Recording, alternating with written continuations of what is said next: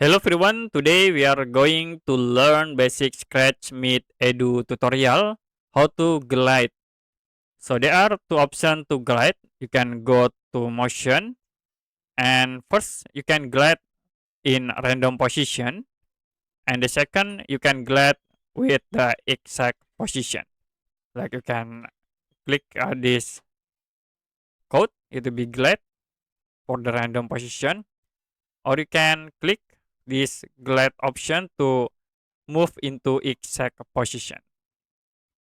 So as examples, you can use the events when flag click will be glide the random position. So you can play, be glide to the random position.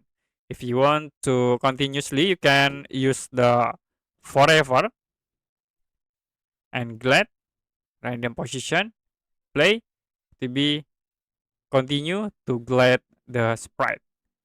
If you want to make slow, you can set here like into 3 to be more slow for gliding.